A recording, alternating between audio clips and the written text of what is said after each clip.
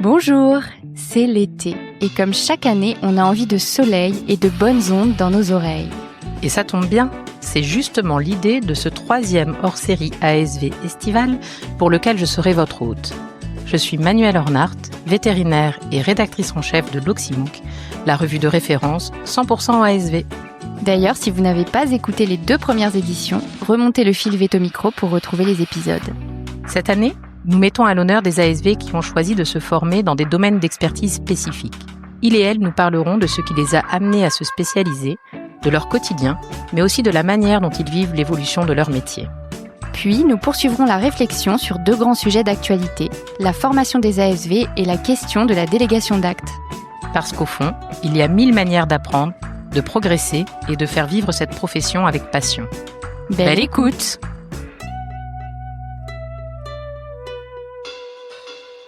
Bonjour à toutes et à tous. Pour ouvrir le bal de nos hors-séries ASV de l'été 2025, je reçois aujourd'hui Amélie. Bonjour Amélie, comment vas-tu ? Bonjour, très bien. Alors Amélie, avant de rentrer dans le vif du sujet, je te propose de te présenter brièvement. Tu as 25 ans plus 12, comme tu le dis avec humour. Tu es d'ailleurs une ASV tout juste majeure, puisque tu travailles dans ce secteur depuis plus de 18 ans. Tu es passionnée par ton métier, ce qui aiguise parfois la jalousie de ton conjoint qui te voit te lever tous les jours avec le plaisir d'aller travailler. Tu es maman d'une petite fille de 2 ans et demi au caractère bien trempé. Et ce qui transparaît pleinement dans les échanges que nous avons pu avoir en préparant cette interview, c'est que tu es pleine d'humour et d'énergie. Après avoir travaillé dans une clinique citadine pendant plus d'une décennie, tu as posé tes valises à Condé, dans une structure familiale et rurale, où tu côtoies au quotidien chiens, chats, nacs, cochons, poules, vaches et une équipe très soudée. Amélie, durant ton parcours, tu as eu l'occasion de te former à la surveillance de l'anesthésie, une formation théorique et pratique qui t'a mené jusqu'au CHV de Frégis aux portes de Paris.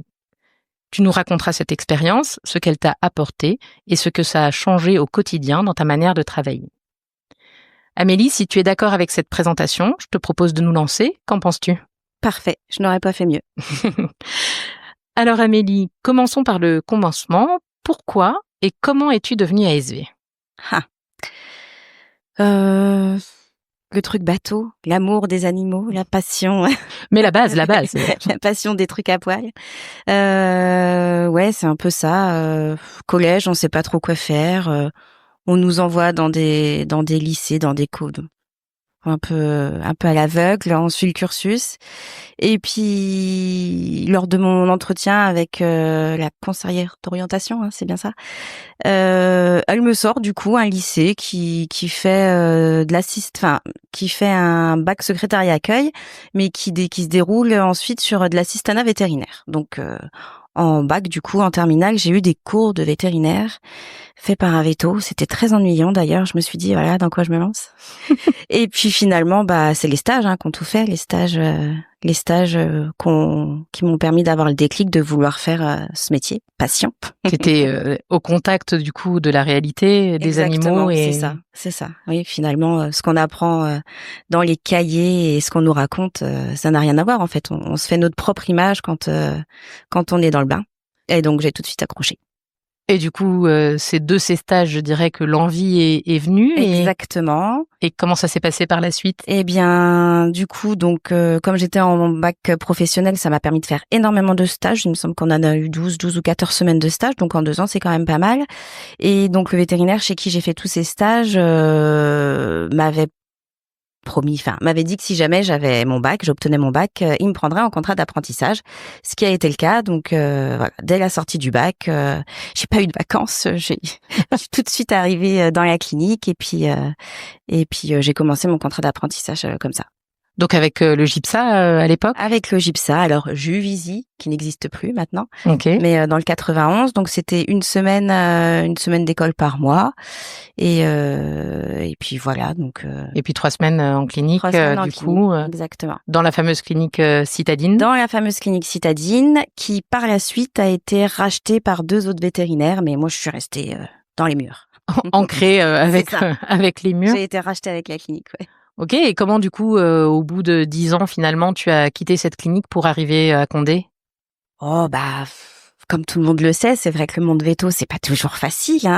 Faut faire avec les caractères de chacun, les sautes d'humeur d'autres. Et puis je me disais qu'au bout de 13 ans, j'avais envie de voir autre chose, quoi, envie de changer, envie de rencontrer d'autres personnes. Je connaissais la clinique dans laquelle je suis. Je savais qu'ils recherchaient quelqu'un. On avait des contacts un petit peu en commun, donc voilà, je me suis lancée. Une opportunité finalement. Exactement. Ok. Exactement. Ça a matché et voilà. Et là maintenant, du coup, tu es là depuis 5 ans. Et tout se passe bien. Tout se passe très bien.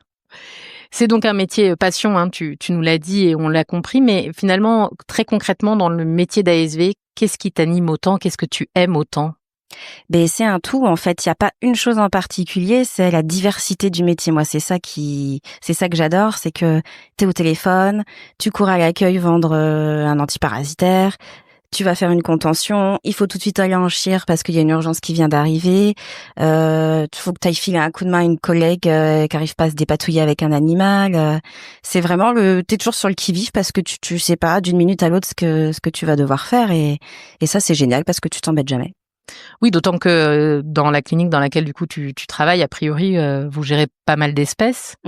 Ça aussi, ça permet, j'imagine, de diversifier le métier. Exactement, ouais, exactement. Vous êtes combien maintenant dans l'équipe? Alors du coup, ils sont 7 vétos et nous sommes 8 ASV dont une en formation. Oui, donc une belle équipe déjà, il y a de quoi faire. Ah oui. Donc ce métier passion dans lequel tu vis à 1000 à l'heure, le contact finalement avec la clientèle, parce que c'est quand même quelque chose qu'on entend régulièrement, c'est que c'est pas la partie la plus facile du métier. Comment tu le vis toi, ce contact avec la clientèle? Bah franchement, c'est ce qui me ferait arrêter le métier. Les gens, non mais oui. Les gens mais c'est dans tout domaine, hein, c'est pas forcément que dans le nôtre. Hein. J'ai un conjoint qui est mécanicien et c'est pareil, mais les gens veulent tout de suite. Ils sont jamais satisfaits de ce qu'on leur apporte. Ils sont très très exigeants et c'est vrai que ça gâche un peu le truc, quoi. Parce qu'on est content de parler de kiki, et puis au final on se dit que finalement ils sont pas plus satisfaits que ça de ce qu'on leur a apporté. Oui, ce qui est difficile, après tout métier a forcément ses contraintes, mais effectivement faire avec l'humain c'est pas toujours facile.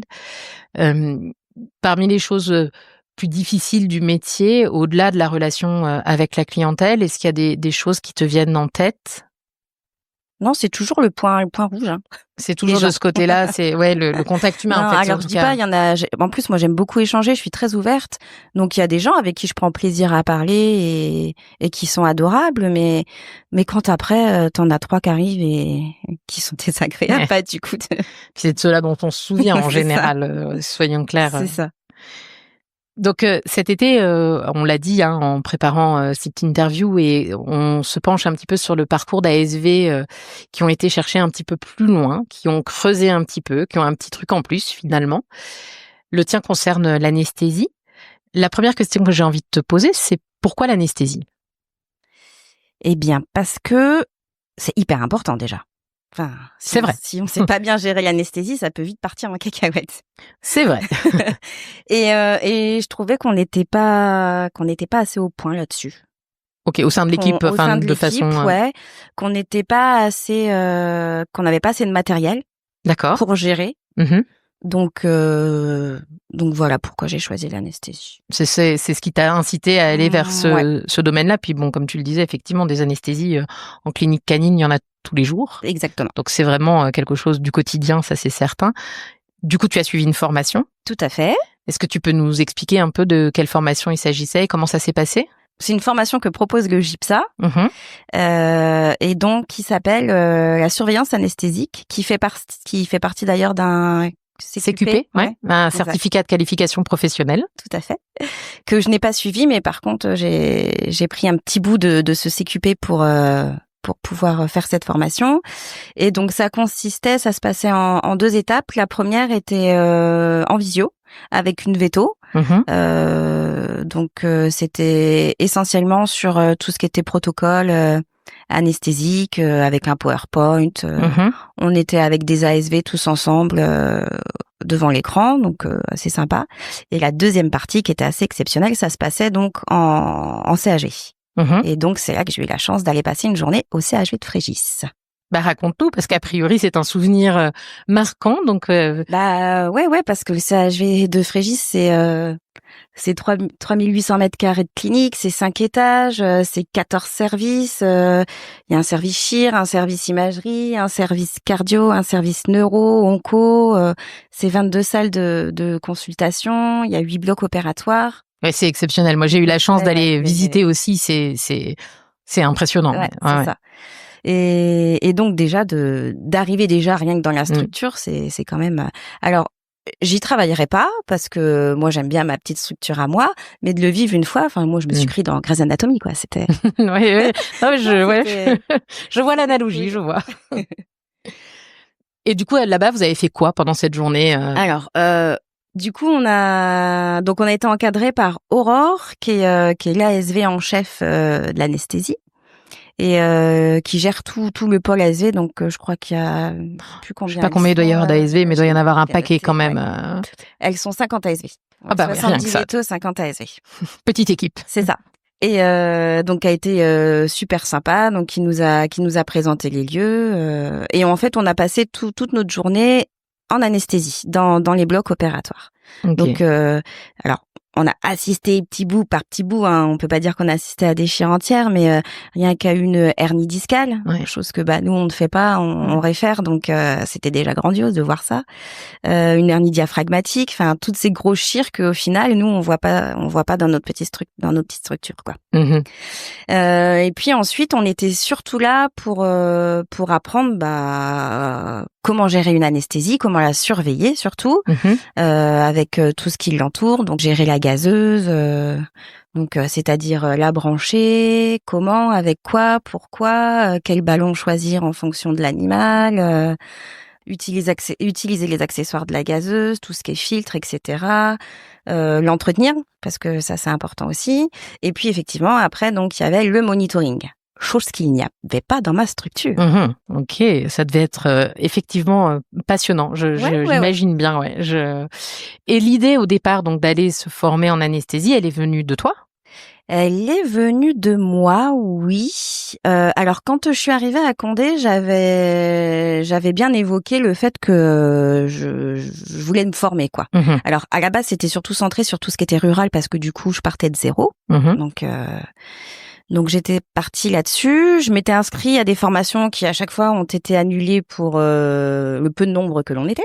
Ah oui, le secteur rural, c'est apparemment. Bien que quand on a fait, donc on y reviendra un peu plus tard, mais on a fait une enquête auprès d'ASV là il y a quelques semaines maintenant, et on demandait pour essayer d'un peu mieux connaître les profils qui faisaient de la canine, qui faisaient de la rurale ou de la mixte.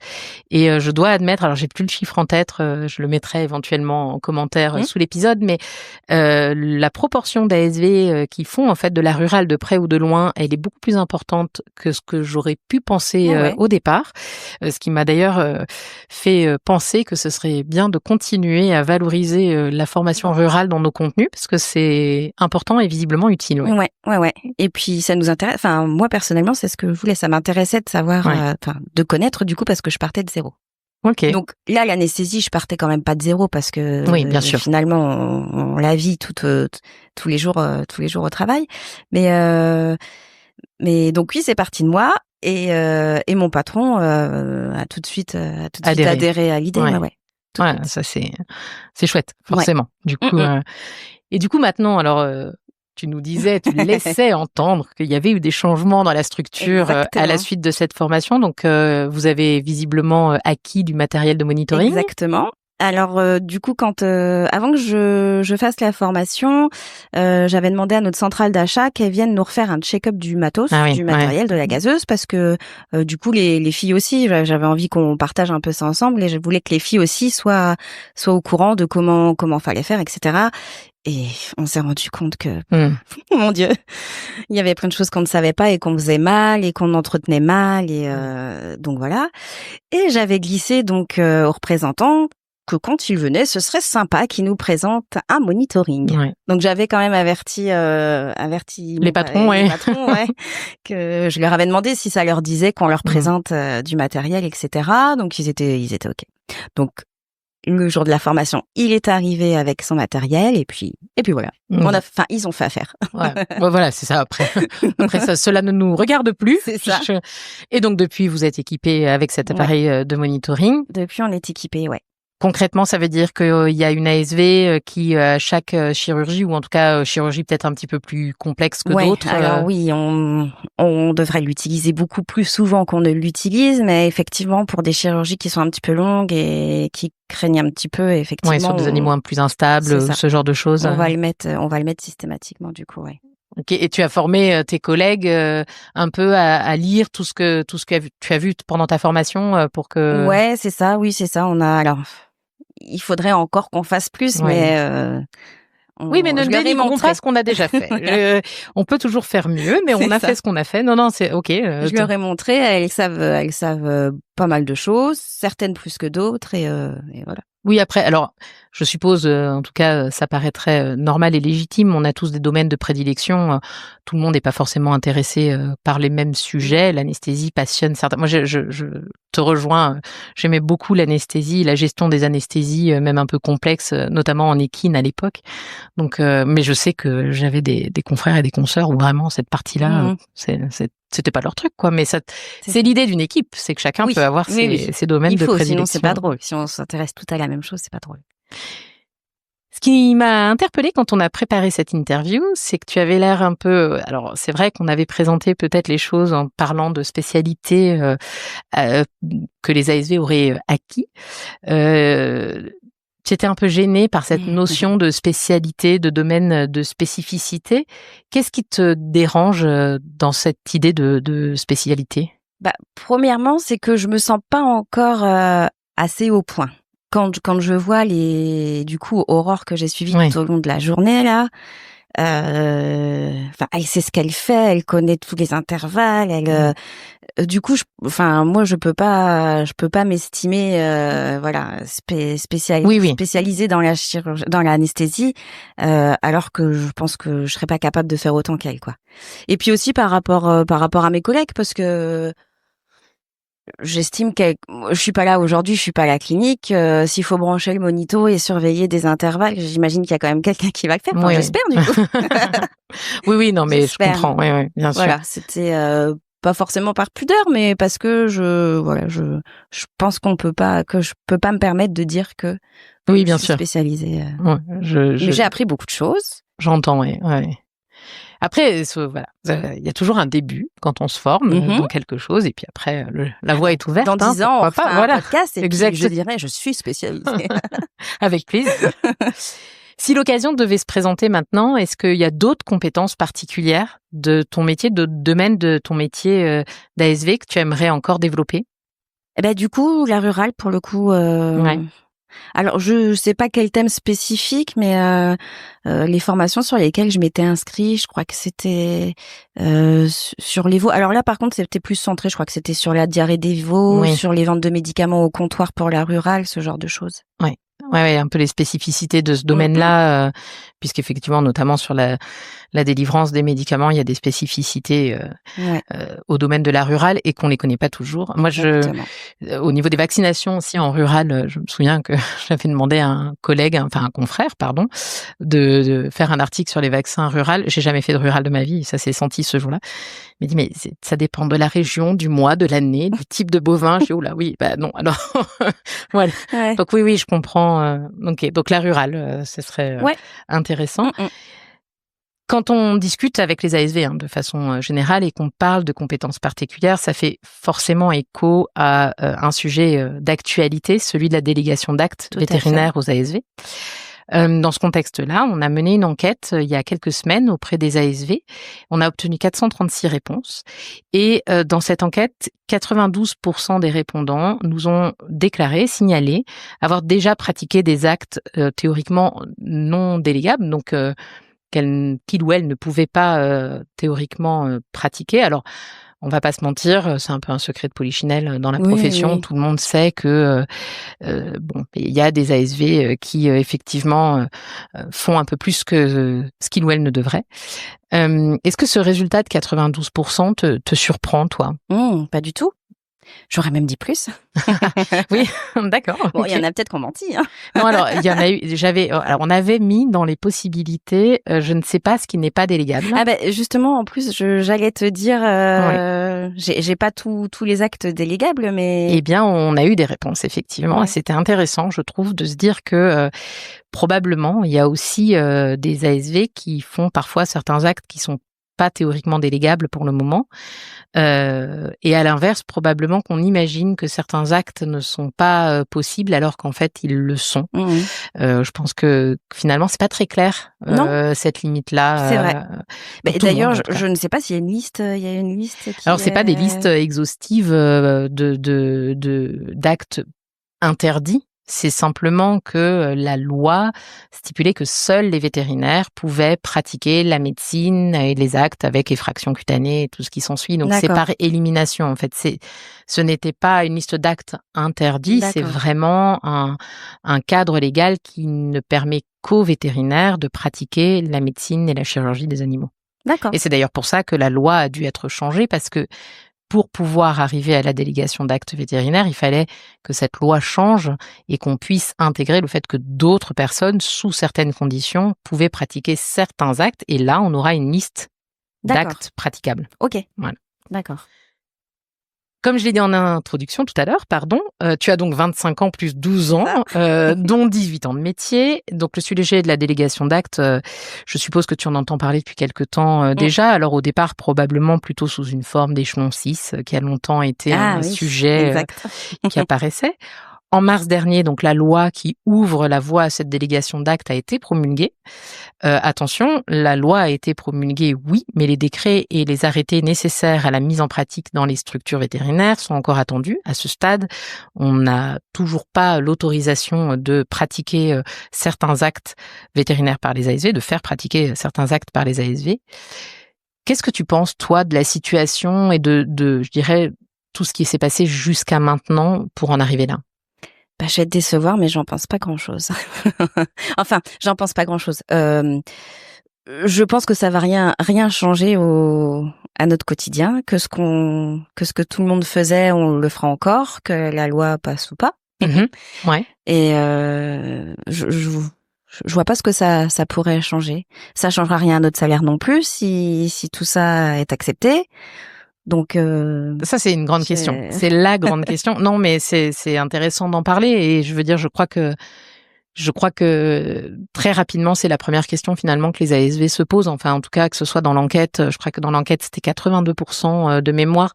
On a fait un article avec les résultats de cette enquête. On vous mettra le lien en commentaire pour ceux qui n'ont pas eu l'occasion de le voir encore. Mais je crois de mémoire que c'était 82 ou 85% des ASV qui effectivement attendent de la délégation d'actes, une revalorisation salariale.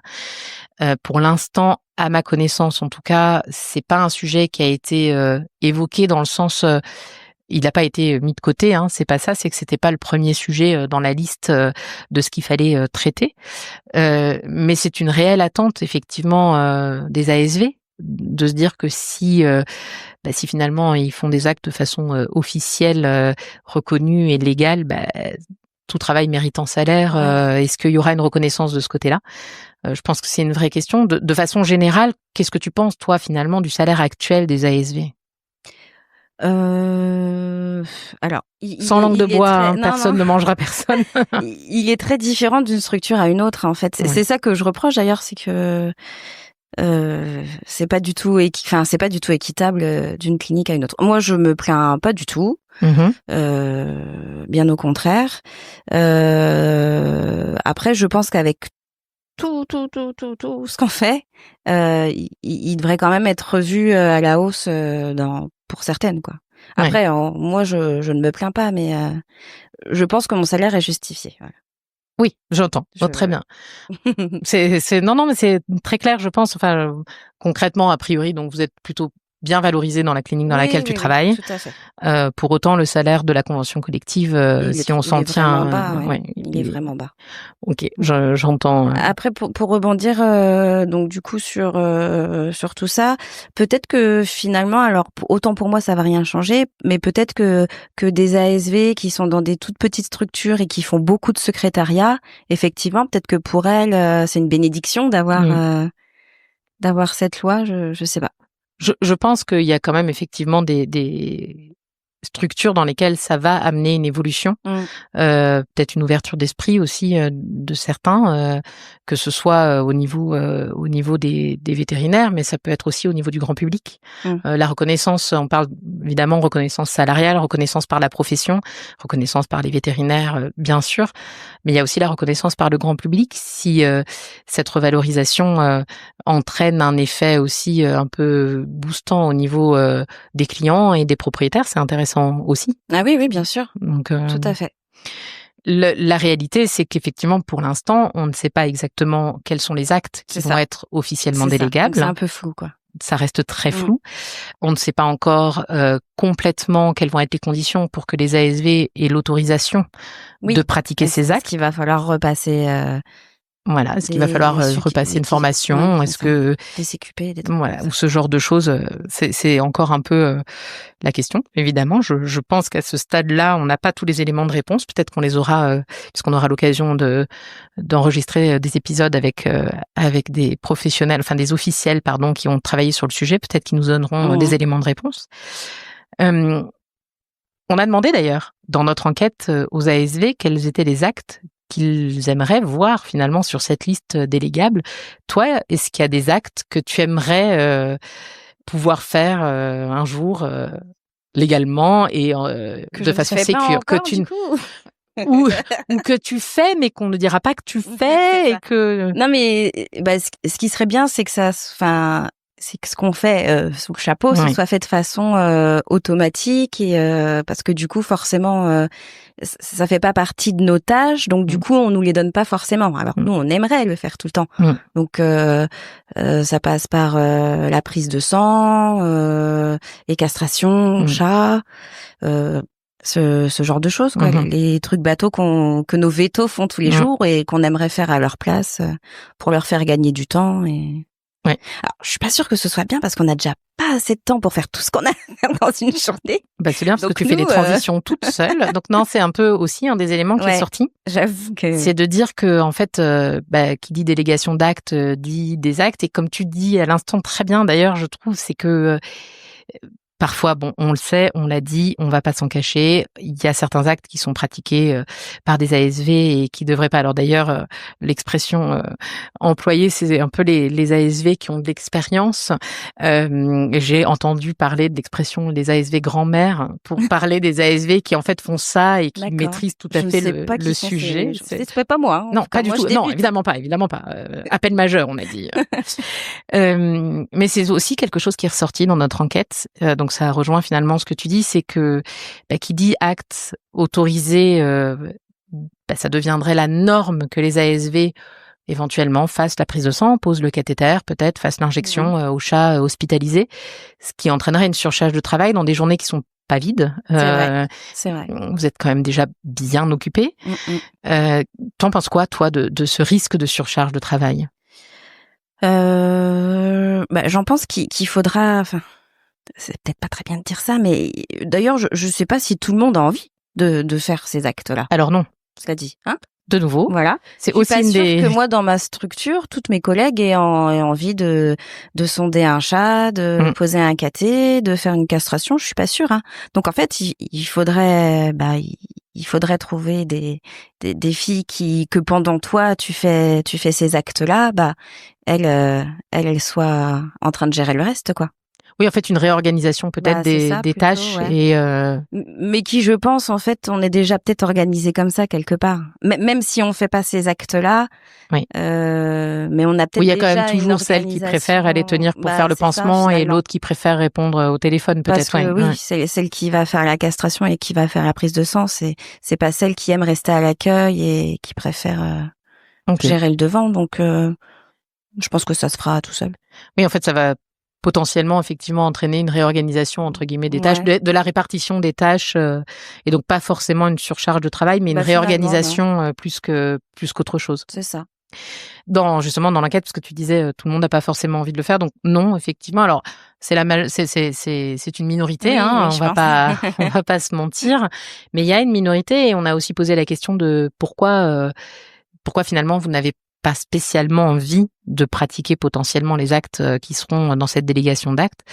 Il y a 2 réponses. Il y a le stress, de la responsabilité en fait. Ça, alors théoriquement, la responsabilité, selon ce que dit la loi actuellement, ça reste sous la responsabilité du vétérinaire qui est présent, qui doit être présent. Donc il y a la surcharge de responsabilité, elle est réelle, évidemment. Il faut faire, si on doit pratiquer ces actes-là, même en posant un cathéter, il faut faire attention à ce qu'on fait. C'est une évidence absolue. Pour autant, la responsabilité mère resterait celle du vétérinaire. Mais c'est une des réponses qui a été donnée. C'est ce stress, et certains ASV n'ont pas forcément envie de faire porter ce stress sur leurs épaules. Donc c'est une réalité de terrain, une remontée de terrain. Et puis pour d'autres, c'est la peur de la surcharge de travail aussi, de dire on en fait déjà assez comme ça, et en fait si je devais rajouter certaines choses dans mes journées, je comprends. Je suis pas sûre que j'arriverais à le caser de façon confortable, en tout cas. Je comprends. Sur le sujet de la délégation d'actes, la mise en place, là maintenant, ça va prendre encore probablement un certain nombre de mois.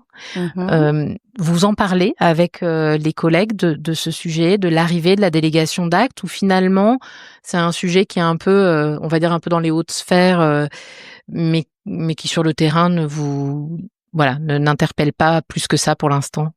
On en a parlé tout au début. Finalement, ça nous a un peu excités. Ah, vous avez vu les filles, on va peut-être pouvoir faire ça. Donc c'était excitant. Puis comme ça traîne un peu encore, du coup, ça devient beaucoup moins excitant.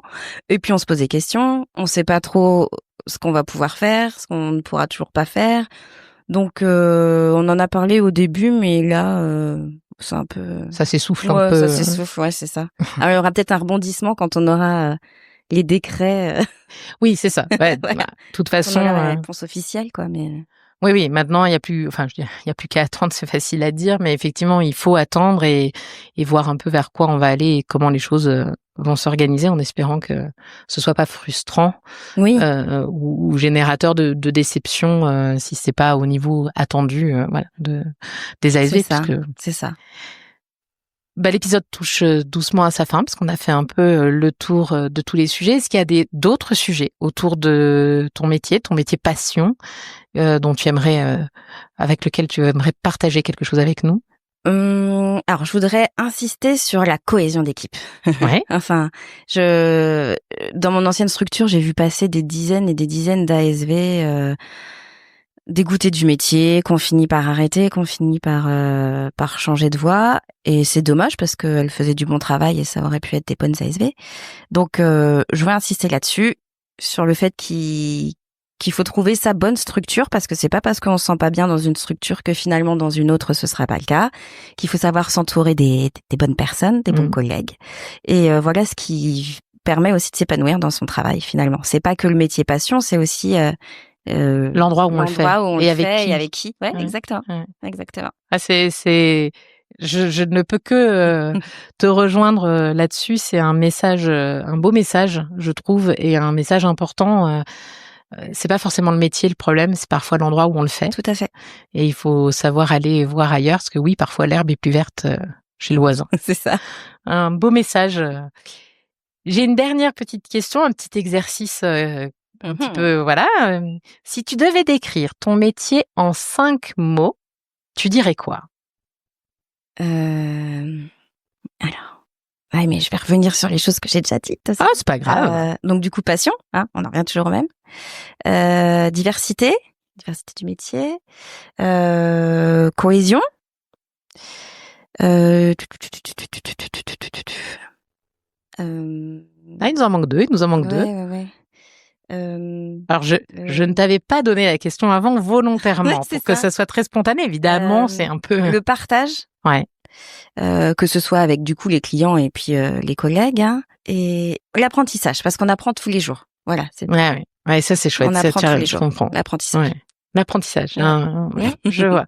Finalement, on s'ennuie jamais parce qu'on n'a Non. jamais fini d'apprendre Exactement. et qu'on a toujours des situations inédites qui arrivent et parfois comiques. On va pas se mentir. Eh bien, ce sera les mots de la fin, Amélie. Un grand merci pour ce moment passé ensemble. La semaine prochaine, on recevra Pauline, qui est une ASV spécialisée en nutrition, dont certains d'entre vous ont sûrement déjà entendu parler, et qui viendra nous raconter son parcours et nous éclairer de son point de vue sur la délégation d'actes. À bientôt, Amélie. Merci, Manuel. À bientôt. Bonne journée à tous. Au revoir. Merci d'avoir écouté cet épisode de Veto Micro. Si le cœur vous en dit, partagez-le à vos amis et à vos collègues, abonnez-vous au podcast et mettez-nous une note de 5 étoiles avec un gentil commentaire. C'est ce qui nous permet de remonter dans les classements et de donner de la voix à la profession. Si vous souhaitez participer à Veto Micro, nous suggérer des invités ou tout simplement nous écrire, faites-le sur l'adresse podcast@themavet.fr. Prenez soin de vous et à la semaine prochaine pour écouter une nouvelle façon d'être vétérinaire.